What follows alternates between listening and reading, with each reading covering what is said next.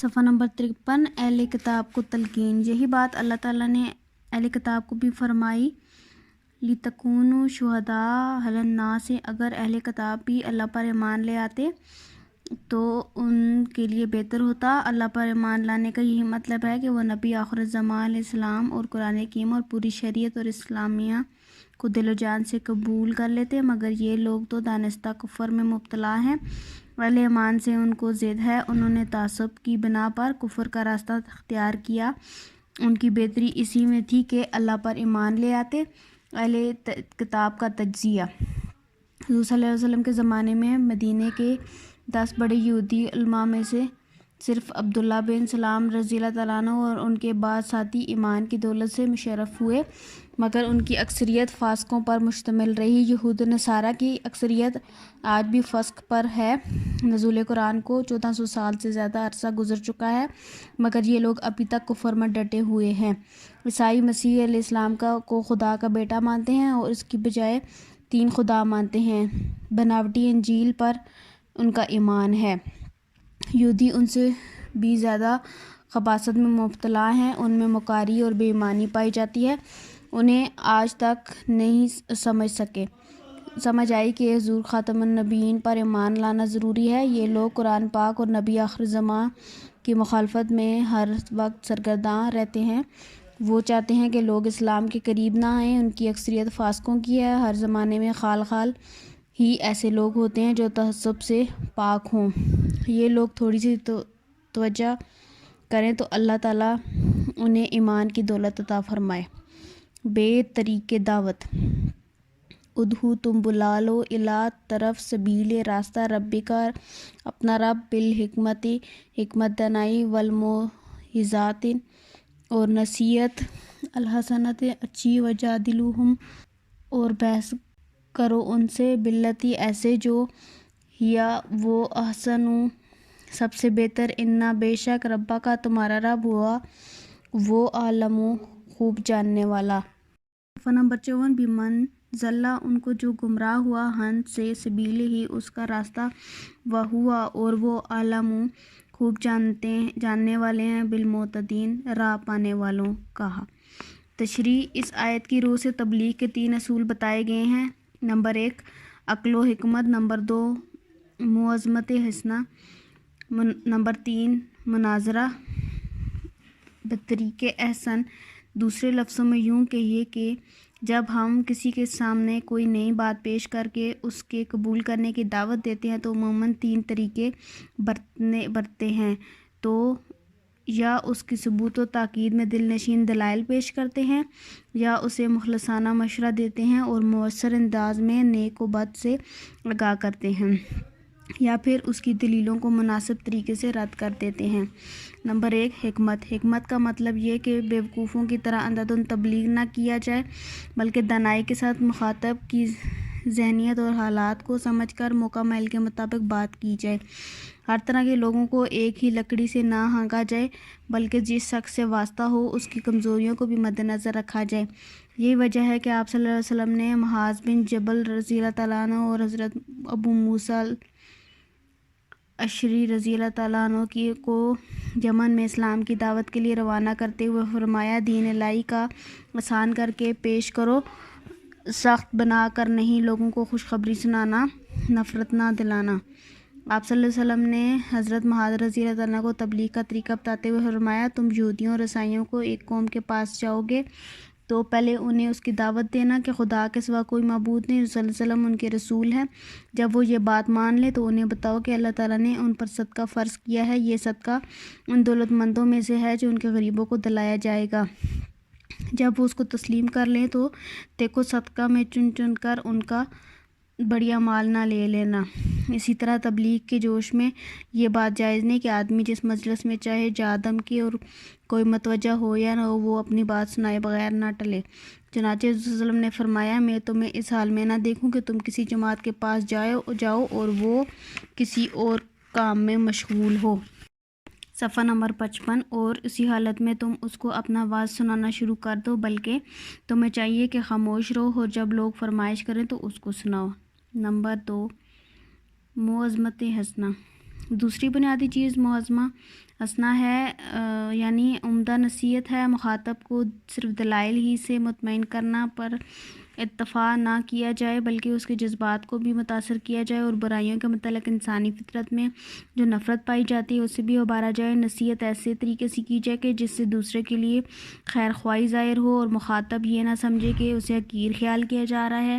یہی وجہ ہے حضور صلی اللہ علیہ وسلم کے پاس اکثر لوگ آتے اور نصیحت طلب کرتے۔ آپ صلی اللہ علیہ وسلم ہر ایک کو اس کی استطاعت کے مطابق حکم فرماتے۔ حضور صلی اللہ علیہ وسلم کے انداز تبلیغ کو ہم ایک واقعہ سے سمجھ سکتے ہیں کہ ایک بار ایک شخص آپ صلی اللہ علیہ وسلم کے پاس آیا اور کہا کہ مجھ میں 3 برائیاں ہیں، جھوٹ بولتا ہوں، چوری کرتا ہوں، بدکاری کرتا ہوں۔ آپ صلی اللہ علیہ وسلم ان تینوں میں سے کسی ایک بارے میں حکم فرماتے اسے ترک کر دو۔ آپ صلی اللہ علیہ وسلم نے فرمایا جھوٹ نہ بولا کرو۔ اس نے وعدہ کر لیا۔ جب رات ہوئی تو اس نے چوری کا خیال آیا، پھر سوچا کہ اگر صبح کو پوچھا گیا تم نے چوری کی تو سچ بولنے پر ہاتھ کاٹ دیے جائیں گے، اور جھوٹ بولتا ہوں تو وعدہ خلافی ہوتی ہے۔ چنانچہ چوری سے باز آیا۔ پھر بدکاری کا خیال آیا تو حضور صلی اللہ علیہ وسلم کا ڈر دل میں آیا، پوچھا تو سچ کہنے پر سزا ملے گی، اور جھوٹ سے وعدہ خلافی کی تو اس سے بھی رک گیا۔ صبح ہوئی تو حضور صلی اللہ علیہ وسلم نے خدمے میں حاضر ہو تو عرض کیا کہ یا رسول اللہ، ایک برے کام کے چھوڑنے میں تمام برائیاں مجھ سے چھوٹ گئی ہیں۔ اسی ایک واقعے سے اندازہ لگایا جا سکتا ہے کہ آپ صلی اللہ علیہ وسلم لوگوں کو کتنی حکمت سے نیک راستے پر لگا دیتے تھے۔ نمبر 3، مناظرہ بطریق احسن، یعنی مخاطب کو مطمئن کرنے کے لیے اس کے دلائل کو اچھے انداز سے جواب دیا جاتا ہے۔ اس کا مقصود محض دوسروں کو چپ کرانا ہو اور اپنی زباندانی کا روب دینا نہ ہو، بلکہ اس میں شرعی کلامی ہو اور اعلیٰ درجے کا شریفانہ اخلاق ہو۔ حضور صلی اللہ علیہ وسلم کے امر سے ظاہر ہوا کہ مناظرہ بطریق احسن در حقیقت نام ہے اس بات کا کہ اپنی بات منوانے کے لیے مخاطب کو محبت، اعتماد اور حسن اخلاق سے مخاطب کیا جائے۔ نمبر 4، تالیف قلب۔ تبلیغ کا ایک اور انداز تالیف قلب ہے، جس کے معنی ہیں دلوں کو ملانا۔ اس سے مقصود یہ ہے کہ جس شخص کو اسلام کی دعوت دی جا رہی ہو اس سے لطف و محبت اور امداد و غمخواری کرنا، کیونکہ انسان فطرتاً شریفانہ جذبات کا ممنون ہوتا ہے۔ حضور صلی اللہ علیہ وسلم نے بہت سے لوگوں کو اپنے اس اعجاز سے اسلام کا گرویدہ بنا دیا تھا۔ چنانچہ مکہ کے بعض رئیس اس جذبے سے متاثر ہو کر اسلام لائے تھے۔ حضور صلی اللہ علیہ وسلم نے حنین کی غنیمت کا سارا سامان انہی پر تقسیم کر دیا تھا۔ نتیجہ یہ نکلا کہ پھر حق کے خلاف ان کی گردنیں نہ اٹھ سکیں۔ صفحہ نمبر 56۔ حضرت صفوان رضی اللہ تعالیٰ عنہ جو اسلام کے سخت مخالف اور حضرت صلی اللہ علیہ وسلم کے سخت بغض رکھتے تھے، کہتے ہیں کہ مجھے حضور صلی اللہ علیہ وسلم نے جتنا بغض تھا آپ صلی اللہ علیہ وسلم نے مجھے اتنا دیا، اور آپ صلی اللہ علیہ وسلم کے احسانات نے مجھے ایسا متاثر کیا کہ اب میری نگاہ میں ان سے زیادہ کوئی پیار نہیں۔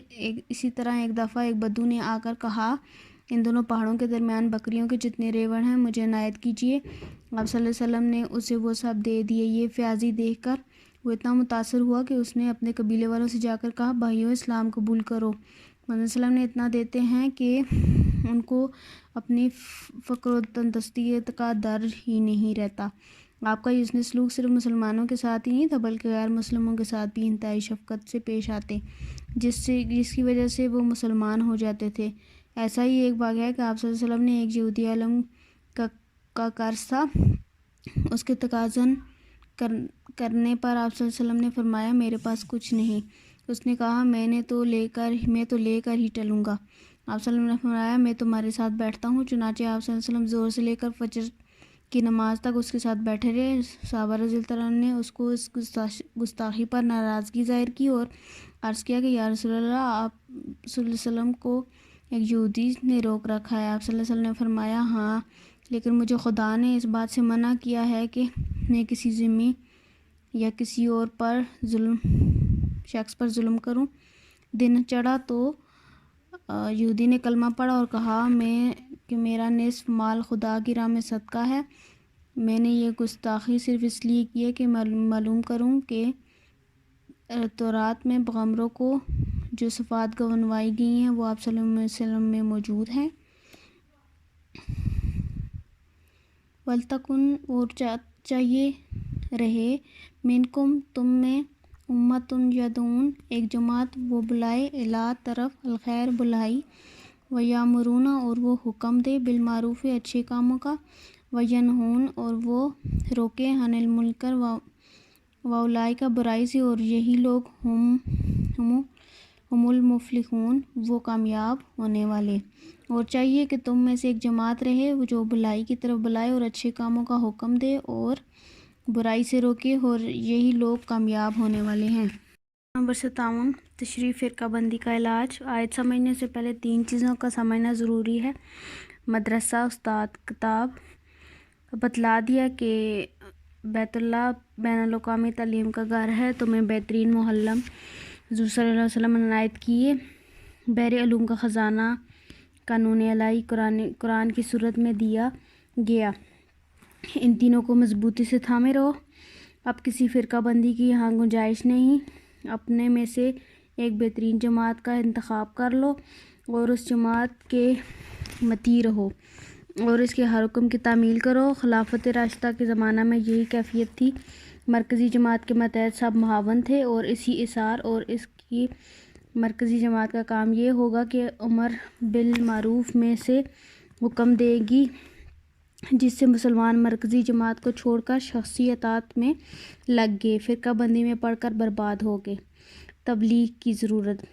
اہل باطل کی طرف سے فساد فی الارض کی کوششیں برابر جاری رہیں گی، پس اہل حق کا فرض ہے کہ وہ حقانیت کے تبلیغ میں پوری طرح کوشاں رہیں اور اس کے لیے اعلیٰ ترین دل و دماغ مصروف عمل رہیں تاکہ مخالفین حق کی دجالانہ کوششیں بارآور نہ ہو سکیں۔ اس جماعت کے فرائض کی ضمنی تقسیم یوں ہو سکتی ہے۔ نمبر 1 دعوت الخیر۔ اصلاح عرض کے لیے قرآن اللہ تعالیٰ کا مکمل تکمیل فرمان ہے، ہمارا فرض ہے کہ اس کی آواز کو خدا کے زمین کے گوشہ گوشہ میں پہنچا دے، چپا بھر زمین اس سے خالی نہ رہے اور ہر جگہ قرآن ہی کی حکومت ہو۔ رسول صلی اللہ علیہ وسلم کے صحابہ کرام رضی اللہ تعالیٰ عنہ سب کے سب اس غرائے امتیاز سے سرفراز تھے، ان کی زندگیاں اس تکمیل ارشاد کی بہترین نمونہ تھی۔ وہ اس حقیقت سے خوب واقف تھے کہ ان کے اطراف عالم میں اسلام کی اشاعت ہمارا فرض ہے۔ پنجاؤ مجھ سے اگرچہ ایک آیت ہو۔ اس نے اس کے اس شوق کو اور پھر اور بھی تیز کر دیا تھا، اس کی خاطر وہ اپنے گھروں کو چھوڑ کر تمام روئے زمین پر پھیل گئے تھے، مگر آج ہم اس اہم ترین فرض سے غافل ہو کر آرام و اطمینان کی زندگی بسر کر رہے ہیں اور نہیں سوچتے کہ یہی سہل انگاری ہماری بربادی کا سامان کر رہی ہے۔ آج دنیا کا کوئی حصہ اسلام سے خالی نہیں، مگر اس کی ہماری سعی و کوشش سے کوئی تعلق نہیں، بلکہ یہ اس اثار وفادیت کے اثار و ملائم ہیں جو صحابہ کرام رضی اللہ تعالیٰ عنہ اور ان کے نقش قدم پر چلنے والوں نے اس راہ میں ظاہر کی۔ اس وقت تو ہر فرد مبلغ اسلام اور داعی قرآن تھا، ہماری یہ حالت ہے کہ خود علماء کرام نے اس میں فرض جلیل کو ترک کر دیا اور اپنے بدترین نمونے سے اسلام کی وسعت میں رکاوٹ پیدا کر دی ہے۔ پھر اس قوم کی حالت اس قدر خطرناک ہے جو خرچ تو کر رہی ہے مگر آمدنی اور وسائل نہیں رکھتی۔ جب اس کے افراد قرآن حکیم نہیں پڑھیں گے تو عروج و ارتقاء کی کیا صورت ہوگی؟ نمبر 58 نمبر 2 امر بالمعروف۔ مسلمان شہداء علی الناس کے درجہ سے فائز کیے گئے ہیں، اس لیے اس وقت اس زمین کی پشت پر نیک راہ قائم کرنا، لوگوں کو صراط مستقیم کی دعوت دینا اور اس کے اخلاق و اعمال کی اصلاح کرنا ایک مسلمان ہی کا فرض اہم و عظیم ہے۔ دنیا میں جب کبھی حق کی حریت کی بنیاد پڑے تو اس کی خشت اول ایک مسلم ہی کے ہاتھ سے رکھنی جانی چاہیے، اور مسلمانوں کا اولین کام یہی ہے کہ وہ تمام افراد کو اتحاد و اشتراک عمل کی دعوت دیں کہ تمام نیکیوں کی بنیاد اسی پر ہے اور گزشتہ آیات میں اسی پر زور دیا گیا ہے۔ نمبر 3 نہی عن المنکر۔ دنیا کی کسی گوشہ میں برائی ہو، مسلمان کا فرض ہے کہ اس کو روکے، اس لیے مسلمانوں کا تر امتیاز یہی ہے کہ کنتم خیر امۃ اخرجت للناس تأمرون بالمعروف وتنہون عن المنکر، سورہ ال عمران آیت نمبر 110 حدیث میں آتا ہے من را منکم منکرن فلا یغیرہ بیدہ فإن لم یستطع فبلسانہ فإن لم یستطع فبقلبہ وذلک اضعف الایمان۔ ترجمہ، جو تم میں سے کوئی برائی دیکھے تو اس کے ہاتھ کے ذریعے اچھائی میں تبدیل کر دے، پھر اگر اس کی طاقت نہیں رکھتا تو زبان کے ذریعے، پھر اگر اس کی طاقت نہیں رکھتا تو دل سے اس کو برا جانے، اور یہ ایمان کا سب سے کم درجہ ہے۔ وضاحت حدیث، اس حدیث میں ایمان کے مدارج ثلاثہ بیان کیے گئے۔ مسلمانوں کا اجتماعی طور پر اتنی قوت و طاقت کا مالک ہونا چاہیے کہ جب کبھی وہ جہاں کہیں انہیں کوئی برائی نہ دکھائی دے تو فوراً اپنی قاہرانہ قوت اور حکومت کے زور سے اس کو نیست و نابود کر دے، اور اسی سے فساد فی الارض کی ابتدا ہوتی ہے۔ اگر خدا نخواستہ ان کے پاس حکومت نہیں تو ہر فرزند اسلام کو حق کی پکار بن کر گناہ اور خرابی کو جلا کر خاکستر کر دینا چاہیے، جہاد باللسان کے فریضے کو ادا کرنا چاہیے، اور اس کی زبان کبھی بھی اس کی برائی بیان کرنے سے نہ تھکے، عادل ترین بادشاہ کا عدل اور ظالم ترین حاکم کا ظلم و جور اس کی راہ میں حائل نہ ہو۔ جب ایک چیز بری ہے تو اس سے اعلان کہنا چاہیے کہ یہ بری ہے، ورنہ اس کا شمار شیطانی زمرے میں ہوگا۔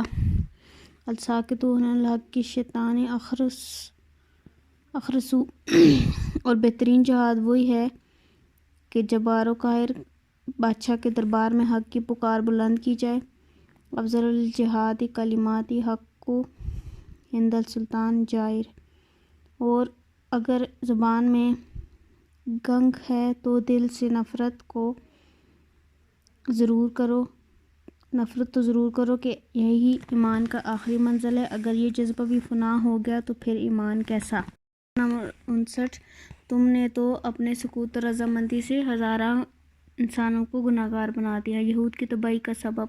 قرآن حکیم نے یہودیوں کی کثرت سے برائی ذکر کی ہے، لیکن اس میں نمایاں درجہ اس چیز کو دیا گیا ہے وہ برائی کو دیکھتے اور لوگوں کو اس سے نہ روکتے تھے۔ پھر تمہیں معلوم ہے کہ اگر جس گروہ سے برائی دیکھتے اس کے باوجود بھی خاموشی اختیار کی تھی، ان کا حشر ہوتا تھا۔ سورۃ اعراف میں اس پر اسی طرح روشنی ڈالی گئی ہے کہ جب ان میں سے ایک جماعت نے کہا کہ تم ایسے لوگوں کو کیوں نصیحت کرتے ہو جن کو خدا ہلاک کرنے والا یا سخت عذاب دینے والا ہے؟ انہوں نے کہا، اس کے لیے کہ تمہارے پروردگار کے سامنے معذرت کر سکیں، اور عجب نہیں کہ وہ پرہیزگاری اختیار کریں۔ جب انہوں نے ان بات کو فراموش کر دیا جن کی ان کو نصیحت کی گئی تھی تو لوگ برائی سے منع کرتے تھے، ان کو ہم نے نجات دی جو ظلم کرتے تھے، اور بڑے عذاب میں پکڑ لیا کہ نافرمانی کیے جاتے تھے۔ غرض جن اعمال بد سے ان کو منع کیا گیا تھا، جب وہ ان پر اصرار اور ہمارے حکم سے گردن کشی کرنے لگے تو ہم نے ان کو حکم دیا کہ ذلیل بندر ہو جاؤ۔ معاشرے کے فساد کا سبب۔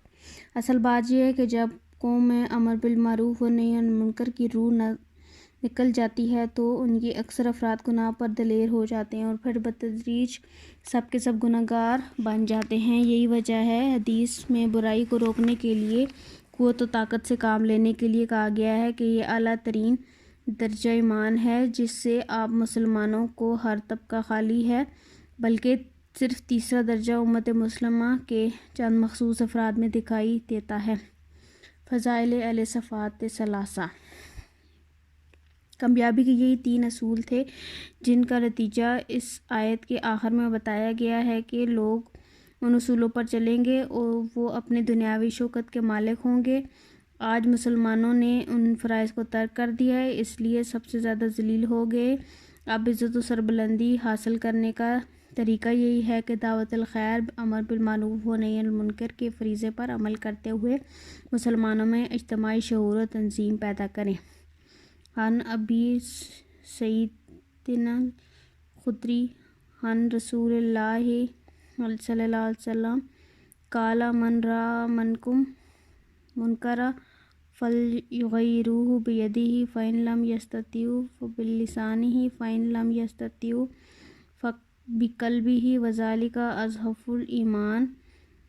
ترجمہ ابو سعید خدری رضی اللہ تعالیٰ عنہ رسول اللہ صلی اللہ علیہ وسلم سے روایت کرتے ہیں کہ آپ صلی اللہ علیہ وسلم نے فرمایا، تم میں سے جو کوئی نمبر 60 برائی دیکھے تو اس کو اپنے ہاتھ سے اچھائی میں تبدیل کرے، اگر ہاتھ سے نہ روک سکے تو زبان سے، اور اگر اس کی بھی طاقت نہ ہو تو دل سے، اور اس کا برا سمجھے اور کمزور ترین ایمان کی علامت ہے۔ تشریح: معروف ہر اس بات کو کہتے ہیں جو لوگوں میں جانی پہچانی ہو، سلیم فطرت اس کو دیکھ کر برا نہ مانے، اور وہ کام، اخلاق و عادتیں جن کا فائدہ افراد یا معاشرے کو پہنچاتا ہو، اس میں ظلم و زیادتی اور افراط و تفریط نہ ہو بلکہ خیر و نافع ہونے میں متعارف ہو۔ منکر معروف کی ضد ہے، ہر وہ بات یا چیز جس سے فطرت سلیمہ نامانوس ہو اس سے قبول نہ کرے، اور ہر وہ کام اور اخلاق عادتیں جن کا نقصان افراد یا معاشرے کو پہنچتا ہو اور وہ ظلم و زیادتی، افراط و تفریط پر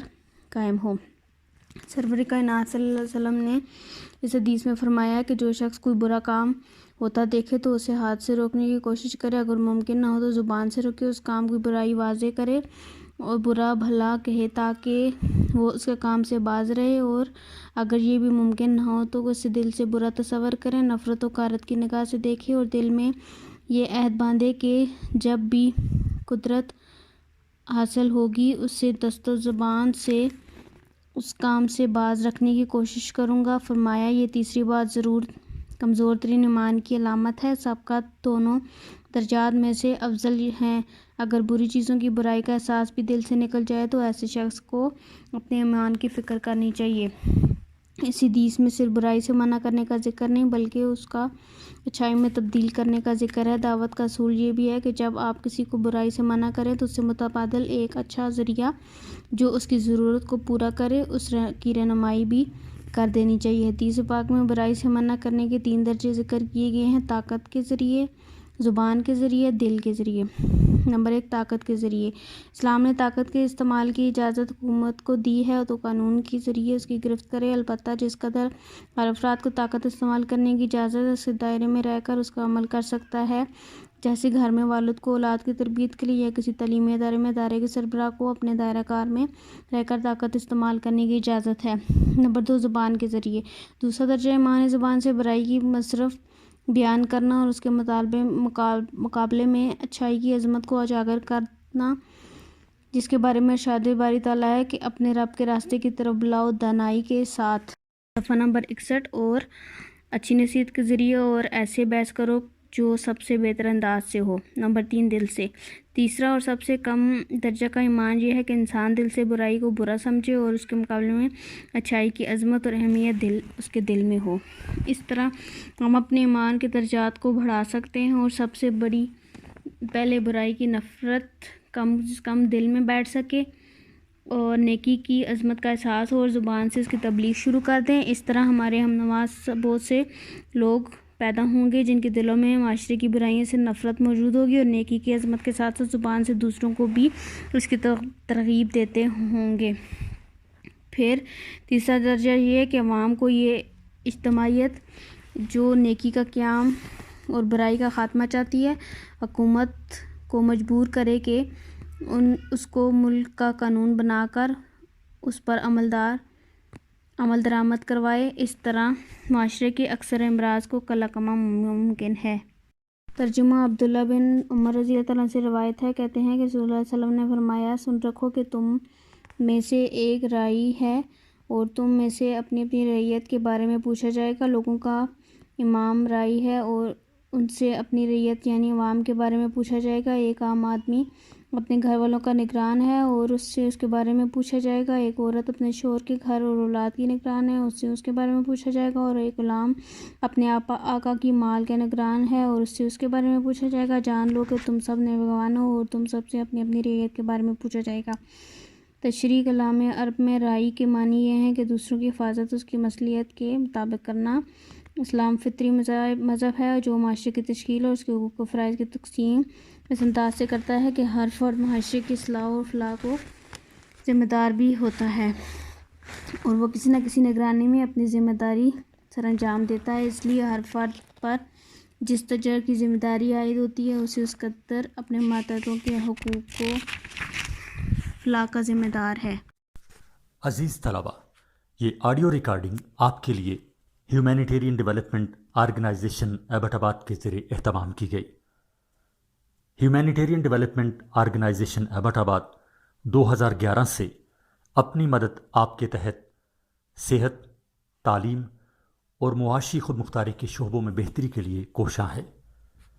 ادارہ نے نہ صرف خیبر پختونخوا بلکہ ملک بھر کے نابینا طلباء کی تعلیمی مشکلات اور رکاوٹوں کو دور کرنے کے لیے ایف اے تا ماسٹرز لیول کی نصابی کتب اور کورسز، جن میں علامہ اقبال اوپن یونیورسٹی کے کورسز بھی شامل ہیں، کو آڈیو ریکارڈنگ میں منتقل کرنے کا اہتمام کیا ہے، تاکہ نابینا طلباء اعلیٰ تعلیم تک رسائی حاصل کر کے ملک و قوم کی ترقی اور خوشحالی میں اپنا بھرپور کردار ادا کر سکیں۔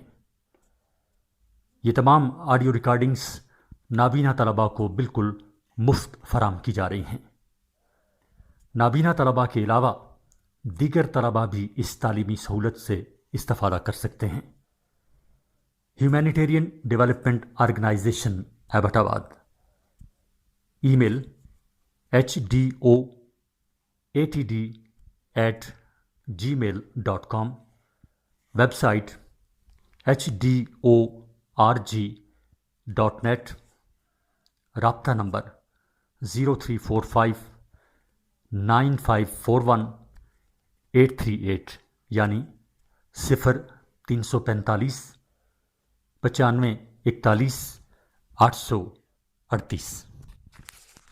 صفحہ نمبر 62۔ اور اس کے لیے یہ قانون اور خدا کے سامنے جواب دہ ہے کہ اسلامی معاشرے میں سب سے بنیادی ذمہ داری حکمرانوں پر پڑتی ہے۔ حضرت عمر رضی اللہ عنہ فرماتے ہیں کہ اگر دریائے فرات کے کنارے ایک کتا بھی بھوک سے وجہ سے مر جائے تو حضرت عمر رضی اللہ عنہ سے پوچھا جائے گا، امام اپنی رعیت سے عدل و انصاف قائم کرنے کا پابند ہے اور وہ ان کے لیے ان کی ضروریات زندگی، روٹی، کپڑا، مکان، تعلیم، علاج، جان و مال کی حفاظت اور عزت و عصمت کی حفاظت وغیرہ کا انتظام کرتا رہے گا۔ اگر وہ اپنی ذمہ داری پوری نہیں کرتا تو معاشرے کے بقار کا ذمہ دار بھی اس کو قرار دیا جائے گا۔ عبداللہ بن مبارک رحمۃ اللہ علیہ فرماتے ہیں، وَهَلْ أَفْسَدَ الدِّينَ إِلَّا الْمُلُوكُ وَأَحْبَارُ سُوءٍ وَرُهْبَانُهَا۔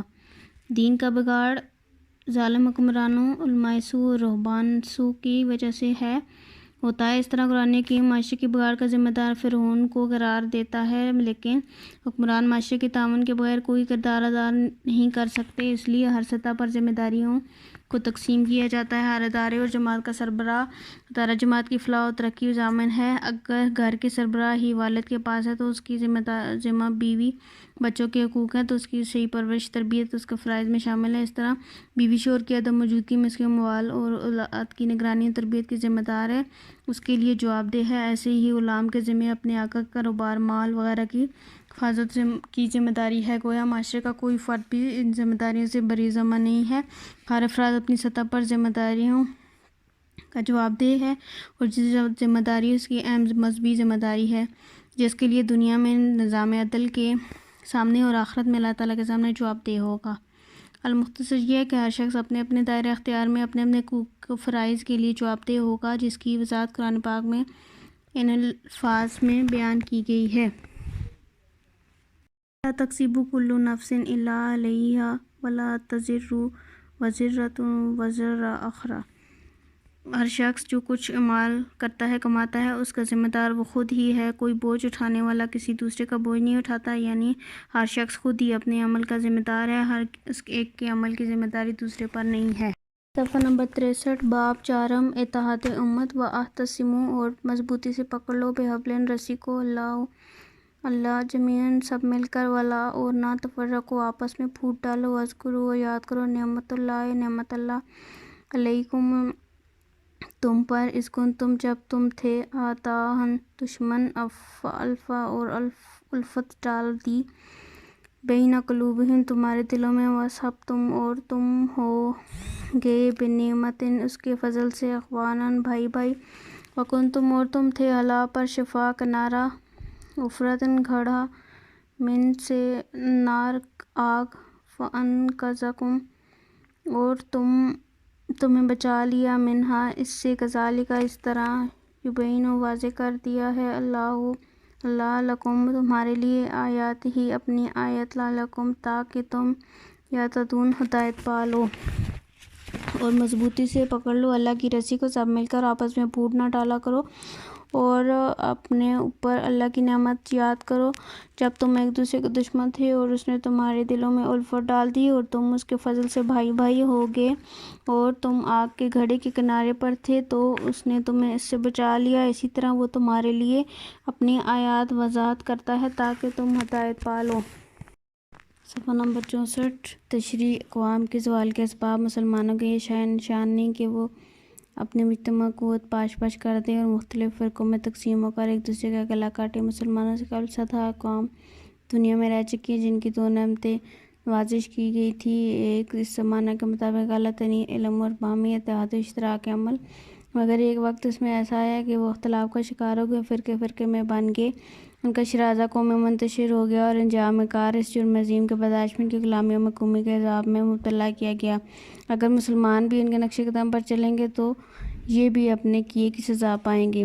اتحاد کی ضرورت اہمیت۔ لسان نبوت نے کثرت سے مسلمانوں کو اختلاف سے ڈرایا تھا، مگر افسوس کہ فرزندان اسلام کچھ ایسے مدہوش ہیں کہ ان کے الفاظ کی طرف توجہ تک نہیں کرتے۔ ایک مرتبہ آپ صلی اللہ علیہ وسلم نے فرمایا لا تختلفوا مختلفون علی قلوبہم، اختلاف مت کرو کہ آخرکار یہی مرض تمہارے دلوں میں جاگیر ہو جائے گا۔ دوسری موقع پر آپ صلی اللہ علیہ وسلم نے ان سے یوں ڈرایا انما ہلک بنی اسرائیل بکثرت سؤالہم واختلافہم علی انبیائہم، بنی اسرائیل صرف اس لیے ہلاک ہوئے کہ وہ کثرت سے سوالات کرتے اور انبیاء کرام کے متعلق اختلاف میں مبتلا ہوئے تھے۔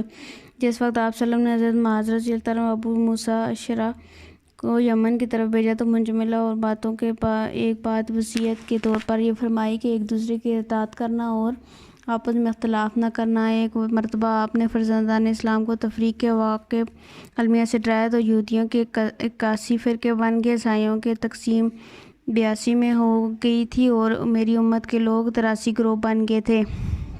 سنن ابی داؤد ہے واحدۃ فی الجنۃ و اثنان و سبعون فی النار قیل یا رسول اللہ فمن ہم قال الجماعت، ان میں سے 82 تو جہنم کا ایندھن بنیں گے اور صرف ایک جنت میں جائے گا۔ اس پر صحابہ رضی اللہ تعالیٰ عنہ نے عرض کیا کہ جنت میں جانے والے کون لوگ ہوں گے؟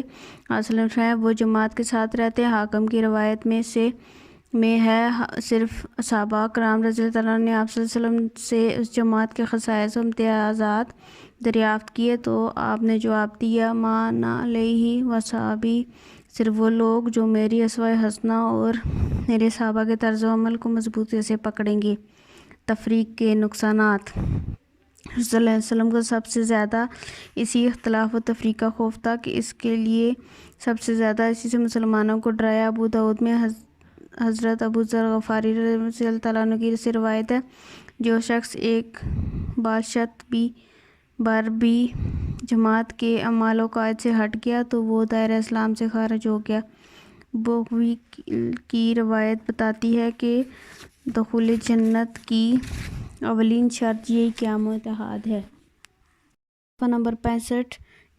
جس مسلمان کی یہ آرزو ہے کہ وہ جنت میں قیام پذیر ہو تو اس کا فرض ہے کہ وہ جماعت کے ساتھ رہے، اس لیے کہ جس نے جماعت سے علیحدگی اختیار کی تو شیطان فوراً اس پر قابو پا لے گا اور جب وہ مسلمان آپس میں متحد ہوتے ہیں تو جماعتی زندگی آ جاتی ہے اور اس لیے شیطان ان پر اپنا کوئی اثر نہیں ڈال سکتا۔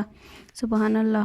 رسول اللہ صلی اللہ علیہ وسلم نے اپنے دوربین نگاہوں سے اس حقیقت کو بھی صرف اسی وقت بھانپ لیا تھا کہ وہ وقت بہت جلدی آنے والا ہے جب خود مسلمان ہی اپنے اختلاف و فرقہ بندی کی وجہ سے تمام عالم اسلام کے اختلاف و تفریق کا باعث بن جائیں گے، اپنی نفسانی خواہشات کی بنا پر دنیا بھر کے مسلمانوں کو نقصان پہنچائیں گے اور ان کی راہ ترقی میں زبردست رکاوٹ بن جائیں گے۔ یہی وجہ تھی کہ آپ صلی اللہ علیہ وسلم نے پیش بندی کے طور پر پہلے ہی صاف فرما دیا تھا۔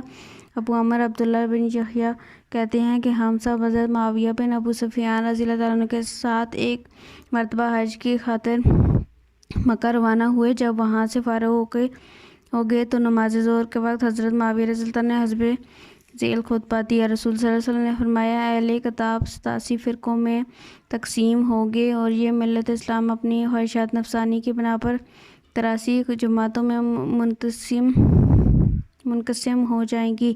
جماعت کے ساتھ رہنے والوں کے سوا باقی سب دوزخ کی نذر ہوں گے۔ میری امت میں ایسے لوگ پیدا ہوں گے جو یکسر بندہ حرص و عجز ہوں گے، ان کے بدن کا ہر رونگٹہ ان میں آلودہ ہوگا۔ اے اہل عرب، اگر تم شریعت اسلام کو قائم نہیں رکھ سکتے تو پرواہ نہیں، اللہ تعالیٰ ان کی حفاظت کے لیے دوسری جماعتوں کو منتخب کر لے گا اور میں فرض کو فخر و مباحت کے ساتھ ادا کریں گے۔ حبل اللہ کیا ہے؟ فتح و کامرانی کے لیے ضروری عنصر یہ ہے کہ ساری قوم اس حبل اللہ جلیل قرآن حکیم کو مضبوطی سے پکڑ لے۔ حبل اللہ کی شرح حضور صلی اللہ علیہ وسلم سے بھی قرآن حکیم میں مروی ہے۔ کتاب اللہ تعالی حبل الممدود من السماء الی الارض۔ اللہ کی کتاب ہی اللہ کی رسی ہے جو آسمان سے زمین تک لٹکی ہوئی ہے۔ مسند امام احمد میں ہے، میں اب تم میں کتاب اللہ اور اہل بیت دو چیزیں چھوڑ جاتا ہوں۔ عبداللہ بن مسعود رضی اللہ عنہ فرماتے ہیں، حاذا القرآن حبل اللہ۔ حضرت علی رضی اللہ عنہ کہتے ہیں کہ ایک مرتبہ رسول صلی اللہ علیہ وسلم نے آنے والے فتنوں کا ذکر کیا تو صحابہ رضی اللہ عنہ نے پوچھا اس سے بچنے کی کیسے ہوتا ہے؟ تو آپ صلی اللہ علیہ وسلم نے فرمایا قرآن سے تمسک و اعتصام کرو، اس لیے کہ عبرت و بصیرت کے لیے ان میں گزشتہ امتوں کے واقعات، آنے والے حوادث، قوانین و ضوابط بیان کیے گئے ہیں اور یہی حبل اللہ المتین ہے۔ کامیابی اتحاد و جماعت میں ہی ہے۔ دنیا میں انفرادی کامیابی اور ذمہ داری کا احساس کوئی چیز نہیں جب تک اس میں اجتماع و انضمام پیدا نہ ہو۔ صفحہ نمبر 66۔ اگر ہم تمام قوم کو جسم سے تعبیر کریں تو اس کے تمام افراد مختلف اعضاء و جوہر ہوں کہ جسم کی ترقی و نشو و نما یہی ہے کہ اس کے تمام اعضاء تناسب کے ساتھ ترقی پذیر ہوں۔ اگر ایک شخص کی ایک آنکھ بہت بڑی اور قوی ہو اور باقی تمام جسم کمزور ہو تو وہ کبھی صحیح البدن نہیں کہلا سکتا۔ یہی حال قوم کا ہے، اگر اس کے چند افراد مناصب عالیہ پر فائز ہوں، حالانکہ غیروں کا غلام ہوتے ہوئے یہ بھی محال ہے، تو باقی لوگ اسی جہالت، لا علمی، غربت اور افلاس، غلامی، محکومی اور بے راروی و بطالت میں مبتلا ہوں تو کامیابی نہ ہوگی۔ اللہ تعالیٰ کی برکتیں اور نعمتیں جماعت پر نازل ہوا کرتی ہیں۔ فرمان نبی صلی اللہ علیہ وسلم ہے، ترجمہ: اللہ کی مدد جماعت کے ساتھ ہے، جو جماعت سے کٹ گیا وہ جہنم میں داخل ہو گیا۔ جماعت سے اللہ کی تباہی اور بربادی کا پیش خیمہ اور ذلت و رسوائی کی ضامن ہے۔ جب کسی قوم میں خانہ جنگی شروع ہو جائے تو وہ خود بخود مٹ جاتی ہے، کیونکہ ان کے افراد آپس میں کٹ کر مر جاتے ہیں۔ یہی وجہ ہے ظالم حکومتیں ہمیشہ قومیت متحدہ کو توڑنے کی فکر میں لگی رہتی ہیں۔ عرب جاہلیت کی مثال ہمارے سامنے ہے، ہمارے جہاں بھائی بھائی کا دشمن ہے اور ذرا ذرا سی بات پر خون کی ندیاں بہانا ان کا دل فریب مشغلہ۔ قرآن مجید نے ان کو چند عقائد حکم پر جمع کر دیا جس کے اثر سے وہ اخلاق و محبت کا ایسا نمونہ بن گئے کہ دنیا اس کی نظیر پیش کرنے سے عاجز ہے، اور تاریخ کے اوراق اس قسم کی مثال سے خالی ہیں۔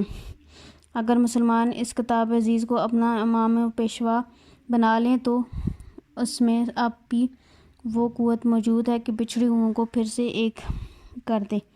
ادعو تم بلا لو الی طرف سبیل، راستہ ربی کا اپنے رب، بالحکمت، حکمت، والموعظۃ اور نصیحت، تم اپنے رب کے راستے کی طرف بلا لو دنائی سے اور اچھی نصیحت سے۔ تشریح: اس آیت میں تمام مومنوں کو بھائی بھائی قرار دیا ہے۔ حدیث شریف میں مومنوں کو اجتماعی حالت کو ایک مکان سے تعبیر کیا ہے جس کا ایک حصہ دوسرے حصے کو تھامے ہوتا ہے، اس لیے مسلمان کے لیے کبھی برا نہیں چاہ سکتا۔ ایک حدیث شریف میں مسلمانوں کی جماعت کو جسم سے تعبیر کیا ہے جس کے اعضاء کو الگ نہیں کیا جا سکتا۔ اسلامی اخوت و انسانی برادری کو باہم ملانے کی طرف پہلا قدم ہے۔ اگر پہلا قدم ہی مضبوط نہ ہو تو 67 عمارت مضبوط نہیں بن سکتی۔ اس حوالے سے قرآن حکیم کا ارشاد ہے، وَاعْتَصِمُوا بِحَبْلِ اللَّهِ جَمِيعًا وَلَا تَفَرَّقُوا، اور اللہ تعالیٰ کی رسی کو مضبوطی سے تھام لو اور فرقہ میں نہ بٹو۔ انسانی معاشرے میں ذہنی رہتے ہوئے انسانوں کے درمیان غلط فہمیاں پیدا ہوتی ہیں کہ دو مسلمان یا ان کی جماعتوں کے درمیان جھگڑا یا اختلاف پیدا ہو جائے تو مومنوں کا فرض ہے کہ اس کی آپس میں غلط فہمی تنازعات کو ختم کر دیں۔ اس لیے جو شخص اجتماعیت کے قیام کے لیے دو تفریقوں میں صلح کرواتا ہے وہ کبھی جھوٹا نہیں ہو سکتا۔ حدیث نبی صلی اللہ علیہ وسلم میں لیس کذب الذین یصلح بین الناس، جو شخص دو آدمیوں کے درمیان صلح کرا دے وہ جھوٹا نہیں ہوتا۔ حضور اکرم صلی اللہ علیہ وسلم نے اس کو اس سے بڑی نیکی قرار دیا ہے۔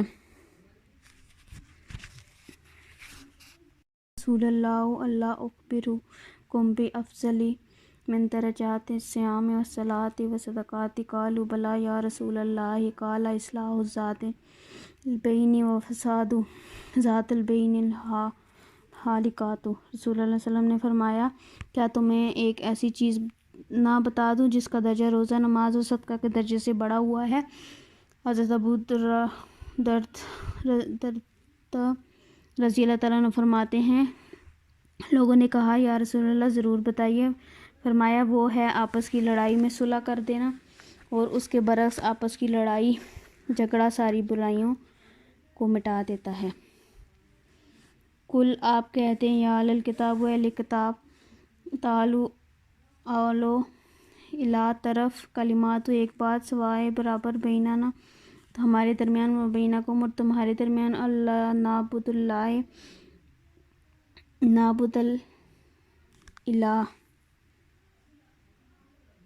کہ نہ ہم عبادت کریں گے اللہ، ولا نشرک، اور نہ ہم شریک کریں گے، بھی اس کے ساتھ، شیئن کچھ، ولا یتخذ، اور نہ بنائیں، بعضنا ہم میں سے کوئی، بعضاً کسی کو۔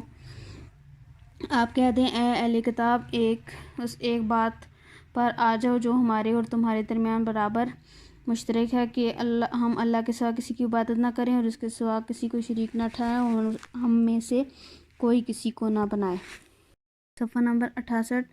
اربابا رب من دون سوائے اللہ، فإن، پھر اگر تولوا، اور پھر جائیں، فقولوا، اور کہہ دو، تم اشہدوا، تم گواہ رہو، بیاننا، کہ تم ہو مسلمون، مسلم فرما بردار ہیں، رب اللہ کے سوا، پھر اگر وہ پھر چاہیں، تم کہہ دو کہ تم گواہ رہو گے کہ ہم تو مسلم فرما بردار ہیں۔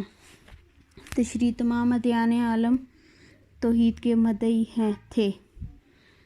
ہر ایک نبی کی تعلیم کی اساس و بنیاد یہی توحید بیان کی گئی ہے۔ نوح فرماتے ہیں، انا لا تعبدوا الا اللہ انی اخاف علیکم عذاب یوم علیم، اللہ تعالیٰ سوا کسی کی عبادت نہ کرو، میں تم پر اس دردناک دن کے عذاب سے ڈرتا ہوں۔ صالح علیہ السلام سے تعلیمات کو دیکھیے، یا قوم اعبدوا اللہ ما لکم من الہ غیرہ، اے میری قوم، ایک اللہ کی عبادت کرو، تمہارے اس کے علاوہ کوئی معبود نہیں۔ شعیب علیہ السلام کی یہی پکار تھی، یا قوم اعبدوا اللہ ما لکم من الہ غیرہ، اے قوم، اللہ کی پرستش کرو، اس کے سوا تمہارا کوئی معبود نہیں۔ پھر اس کے سوا اسی صورت کے آخر میں فرمایا، وَلِلَّهِ غَیْبُ السَّمَاوَاتِ وَالْأَرْضِ وَإِلَیْهِ یُرْجَعُ الْأَمْرُ كُلُّهُ فَاعْبُدْهُ وَتَوَکَّلْ علیہ، اور اللہ ہی زمین و آسمانی غیب سے واقف ہے، اور ہر کام کا رجوع اسی کی طرف ہوگا، پس اس کی پرستش کرو اور اس کے پر اعتماد کرو۔ قرآن حکیم میں ایک جگہ ارشاد فرماتے ہیں، وَمَا أَرْسَلْنَا مِن قَبْلِكَ مِن رَّسُولٍ إِلَّا نُوحِی إِلَیْہِ أَنَّهُ لَا إِلَٰهَ إِلَّا أَنَا فَاعْبُدُونِ، جتنے رسول بھی ہم نے تم سے قبل روانہ کیے ان میں سے ہر ایک کو یہی وحی کی کہ میرے سوا کوئی معبود نہیں، پس میری عبادت کرو۔ تمہارے دوسرے مقام میں یوں ارشاد ہوتا ہے، وَلَقَدْ بَعَثْنَا مِن كُلِّ أُمَّةٍ رَّسُولًا أَنِ اعْبُدُوا اللَّهَ وَاجْتَنِبُوا الطَّاغُوتَ، ہم نے ہر امت میں اسی تعلیم کے سوا رسول بھیجے کہ اللہ کی پرستش کرو، طاغوت سے بچو۔ یہ قرآن کی تصریحات ہیں جو اپنے مقصد کو ظاہر کر رہی ہیں، لیکن اگر تم دنیا کے مذاہب مختلفہ کی تحقیقات کرو تو تمہیں معلوم ہو جائے گا کہ توحید کے متعلق تمام دنیا کے مذاہب بالکل متحد ہیں۔ صفحہ نمبر 70۔ قرآن کی محبت نہایت ہی قوی ہے، مشرک بھی خدا کا انکار نہیں کر سکتے۔ اب تک ان لوگوں کا تذکرہ تھا جن کے پاس رسول آئے اور ان کے پاس اپنے پیغمبروں کی کچھ نہ کچھ تعلیم موجود ہے، لیکن اگر تم مشرکین اور بت پرستوں کو دیکھو گے تو وہ اصل توحید سے انکار نہیں کر سکتے۔ وہ اگر بتوں اور طاغوتوں کو پوجتے ہیں تو یہ بھی کہہ دیتے ہیں، ما نعبدہم الا یقربون الی اللہ زلفی، ہم ان کو اس لیے پوچھتے ہیں کہ تاکہ وہ ہم کو اللہ تعالیٰ کے قریب کر دیں، اور ہؤلاء شفاعؤنا عند اللہ، اللہ کے پاس یہ ہماری شفاعت کریں گے۔ توحید اتحاد کی بنیاد ہے۔ اس سے صاف معلوم ہوتا ہے کہ دنیا کے تمام قومیں باوجود اختلاف قائد و عمل اور مذاہب کے ان کے امر کو تسلیم کرتی ہیں کہ اللہ ایک ہے اور وہ عبادت کے لائق ہے۔ یقین کیجیے کہ اگر تمام اہل کتاب اور دوسرے ادیان اس بنیادی اصول کو مرکزی نقطہ تسلیم کر لیں تو سب جھگڑے مٹ جاتے ہیں۔ اسی کی طرف قرآن ان سب کو بلاتا ہے اور یہی ایک چیز ہے جو تمام مذاہب کو ایک مرکز پر لا سکتی ہے، رسول اللہ علیہ وسلم کی دعوت توحید۔ رسول صلی اللہ علیہ وسلم نے ہر کل اور مقدس کو یہ خطوط لکھے ہیں، ان میں بھی اسی توحید خالق کی خالص کو دعوت دی ہے۔ بخاری میں ہے، اے ولی روم، اس شخص پر سلامتی ہو جو ہدایت کا اتباع کرے، جو تمہیں اسلام کی طرف بلاتا ہے، اور اسلام قبول کرو کہ اس میں تمہاری سلامتی ہے اور اللہ اس کو تم کو دگنا ثواب دے گا، لیکن انکار کرنے میں تمام قوم کا عذاب ہے بھی تم پر نازل ہوگا۔ اے اہل کتاب، توحید خالص کو مان لو جو ہم میں اور تم میں ایک امر مشترک ہے۔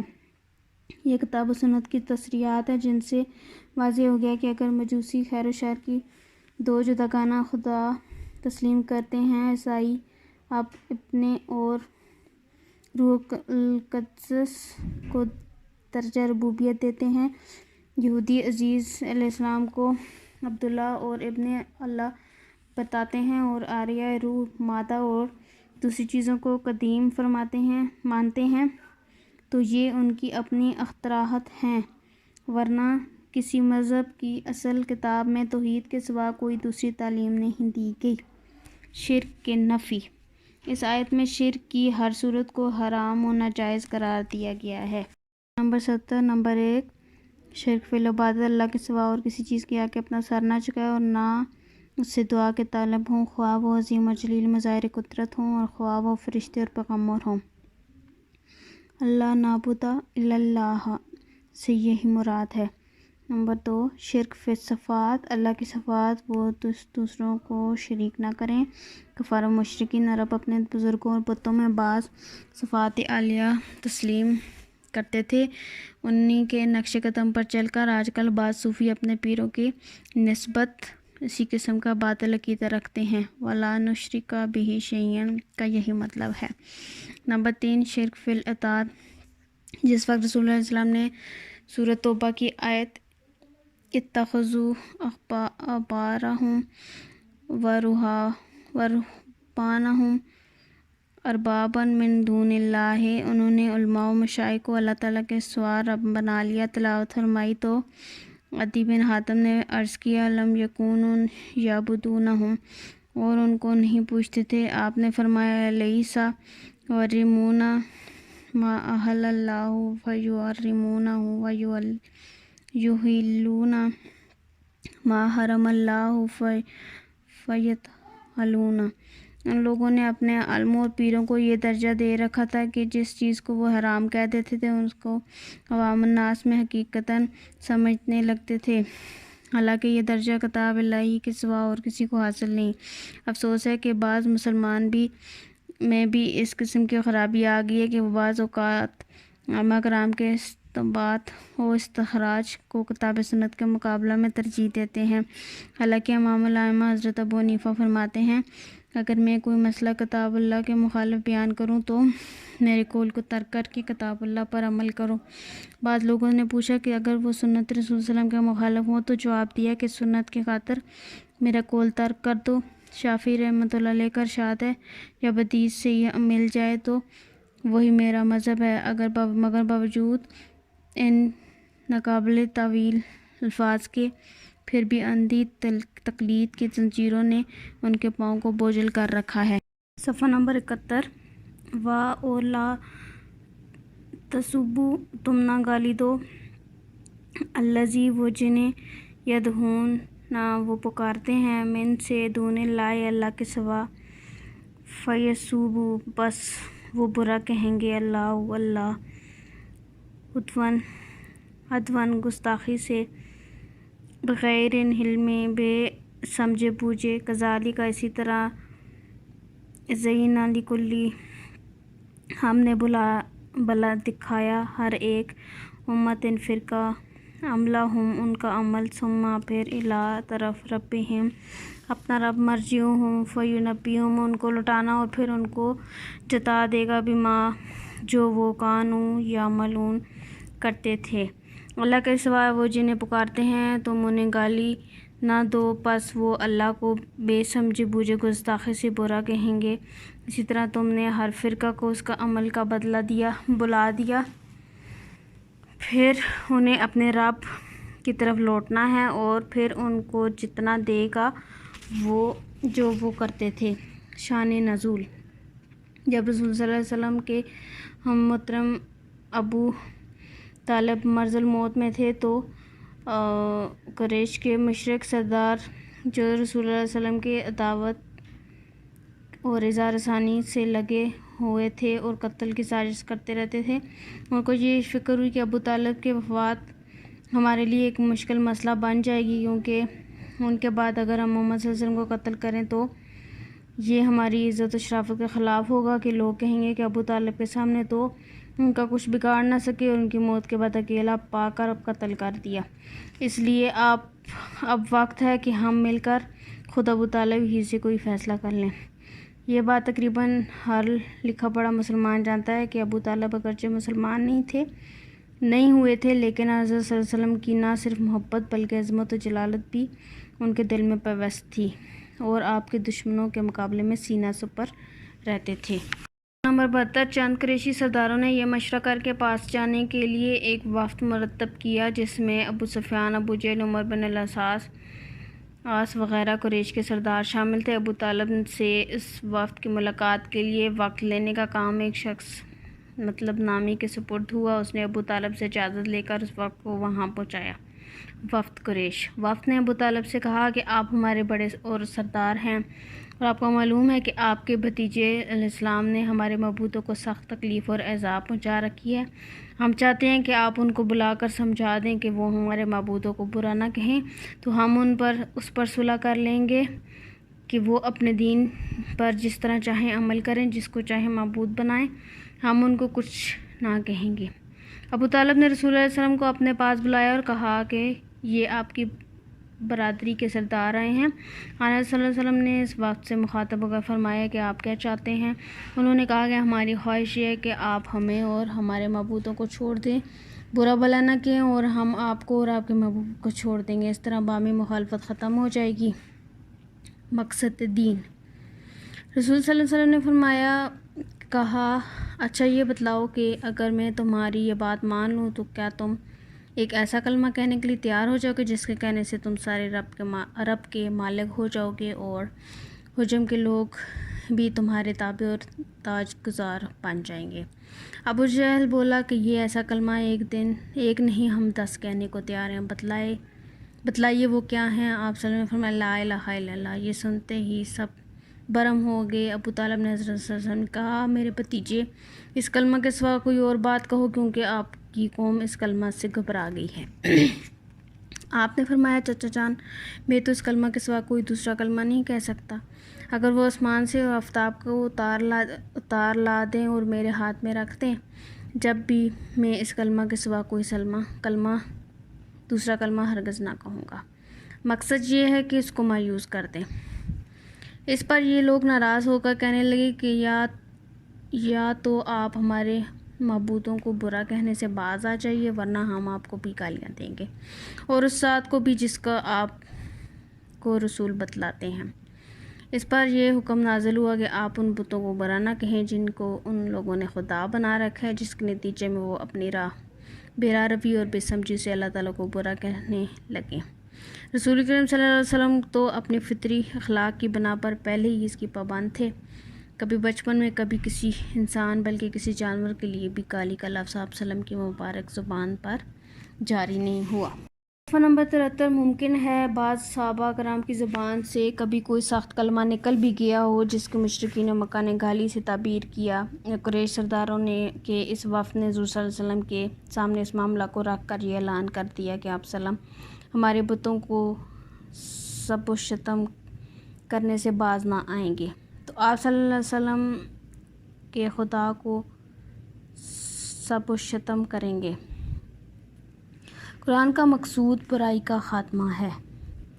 قرآن کریم نے جا بجا بتوں کے لیے بے حس و بے شمار اور بے علم قدرت اور بے بس ہونے کو اس پیرایا میں بیان فرماتے ہیں کہ سمجھنے والے حقیقت کو سمجھ لیں اور نہ سمجھنے والوں کی غلطی یا کوتاہ نظر واضح ہو جائے، جس کے نتیجے میں ارشاد ہوا ضعف الطالب والمطلوب، یعنی یہ بت بھی کمزور ہیں اور ان کے چاہنے والے بھی کمزور ہیں، یا یہ ارشاد ہوا کہ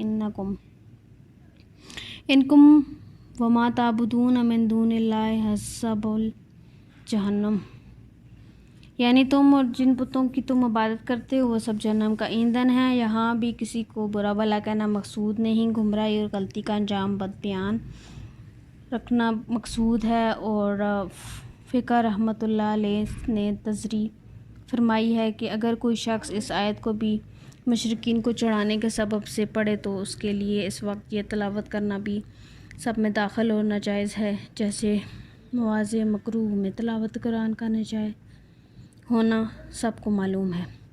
خلاصہ کلام یہ ہے کہ رسول اللہ صلی اللہ علیہ وسلم کی زبان مبارک اور قرآن کریم میں یہ تو نہ پہلے کبھی ایسا کلام آیا تھا جس کو لوگ گالی سمجھے اور نہ آئندہ آنے کا کوئی خطرہ تھا۔ ہاں مسلمانوں سے اس کا امکان تھا، اس کو اس آیت نے ایسا کرنے سے روک دیا۔ اس واقعہ اور اس پر قرآنی ہدایت نے ایک بڑے علم کا دروازہ کھول دیا اور چند اصولی مسائل اس سے نکل آئے۔ کسی گناہ کا سبب بننا بھی گناہ ہے۔ مثلاً ایک اصول یہ نقل آیا ہے کہ جو کام اپنی ذات کے اعتبار سے جائز بلکہ کسی درجہ میں محمود بھی ہو، مگر اس کے کرنے سے کوئی فساد لازم ہوتا ہو یا اس کے نتیجے میں لوگ مبتلا معصیت ہوتے ہوں، اور کام بھی ممنوع ہو جاتا ہے کیونکہ معبود باطلہ یعنی بتوں کو برا کہنا کم از کم جائز تو ضرور ہے، اور ایمان غیرت کے تقاضا سے کہا جائے تو شاید اپنی ذات میں ثواب اور محمود بھی ہو، مگر چونکہ اس کے نتیجے میں یہ اندیشہ ہوگا کہ وہ اللہ جل شانہ کو برا کہیں گے تو بتوں کو برا کہنے والے اس برائی کا سبب بن جائیں گے، اس لیے اس جائز کام کو بھی منع کر دیا گیا ہے۔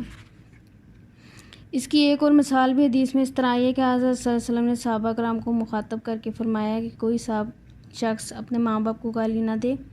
صحابہ کرام رضی اللہ تعالیٰ نے عرض کیا کہ یا رسول اللہ، یہ تو کسی شخص سے ممکن ہی نہیں کہ اپنے ماں باپ کو گالی دے۔ فرمایا کہ ہاں، انسان خود تو ان کو گالی نہیں دیتا، لیکن جب وہ کسی دوسرے شخص کے ماں باپ کو گالی دے اور اس کے نتیجے میں وہ دوسرا اس کے ماں باپ کو گالی دے تو اس گالی کا دلوانے کا سبب یہ بیٹا بنا۔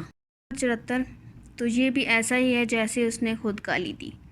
اس معاملہ کی ایک دوسری مثال عہد رسالت میں یہ پیش آئی کہ رسول کریم صلی اللہ علیہ وسلم نے حضرت عائشہ صدیقہ رضی اللہ تعالیٰ سے فرمایا کہ بیت اللہ شریعت زمانہ جاہلیت کے کسی حادثہ میں منہدم ہو گیا تھا تو قریش مکہ نے بعثت و نبوت سے پہلے اس کی تعمیر کرائی، اور اس تعمیر میں چند چیزیں بنا ابراہیمی کے خلاف ہو گئیں۔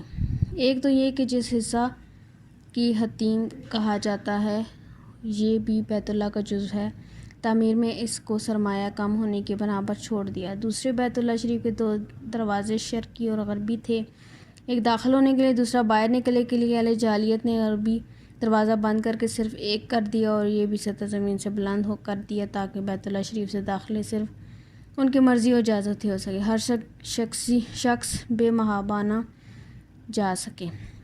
حضرت صلی اللہ علیہ وسلم نے فرمایا کہ میرا دل چاہتا ہے بیت اللہ کی موجود تعمیر کو منہدم کر کے حضرت خلیل اللہ رحمۃ اللہ علیہ کی تعمیر سے بالکل مطابق بنا دوں، مگر خطرہ یہ کہ تمہاری قوم یعنی عام عرب ابھی بھی مسلمان ہوئے، یہ بیت اللہ کو منہدم کرنے سے کہیں ان کے دلوں میں کچھ شبہات نہ پیدا ہو جائیں، اس لیے میں نے اپنا ارادہ ترک کر دیا۔ ظاہر ہے کہ بیت اللہ کی تعمیر کی بنا ابراہیمی کے مطابق بنانا ایک اطاعت اور کار ثواب تھا، مگر اس پر لوگوں کی ناواقفیت کے سبب ایک خطرہ کا ترتب دیکھ کر آپ نے یہ ارادہ ترک فرما دیا۔ اس واقعے سے بھی یہی اصول اخذ ہوا کہ اگر کسی جائز بلکہ ثواب کے کام پر کوئی مفسدہ لازم آتا ہو تو وہ جائز کام بھی ممنوع ہو جاتا ہے۔ اس لیے خلاصہ اس اصول کا جو آیت مذکورہ سے نکالا ہے یہ ہے وہ ہو گیا ہے کہ جو کام اپنی ذات پر میں جائز بلکہ طاعت و ثواب بھی ہو مگر مقاصد شرعیہ میں نہ ہو تو اگر اس کے کرنے پر کچھ فاسد لازم آ جائیں تو وہ کام ترک کر دینا واجب ہو جاتا ہے، بخلاف مقاصد شرعیہ کے وہ لزوم مفازت کی وجہ سے ترک نہیں کیے جا سکتے۔ دعوت دین کے لیے سازگار ماحول کی ضرورت۔ شریعت اسلامیہ میں اس بات کا اہتمام بھی کیا گیا ہے کہ دعوت کی قبولیت کے لیے سازگار اور موزوں ماحول بھی ہو۔ اس سلسلے میں مختلف مقامات پر احکام دیے ہیں۔ مثلاً سورہ النحل میں حکم دیا گیا ہے کہ اگر تمام مخالفین سے بدلہ لینے کی طاقت رکھتے ہو تو انہیں معاف کر دو اور صبر و تحمل کا مظاہرہ کرو۔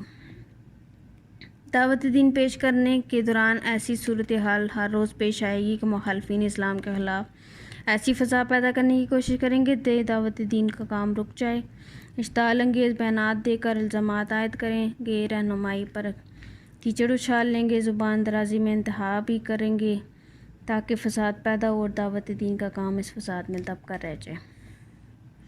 باطل عقائد پر معقول انداز میں تنقید۔ کسی مذہب کے عقائد و نظریات کے معقول طریقے سے غلطیاں ظاہر کرنا اور اس کی کمزوریوں پر تحقیق کی بنیاد پر معقول انداز سے تنقید کرنا اور کسی کے بڑوں اور پیشواؤں کے بارے میں تحقیر آمیز اور دل آزار گفتگو کرنا دو الگ الگ چیزیں ہیں۔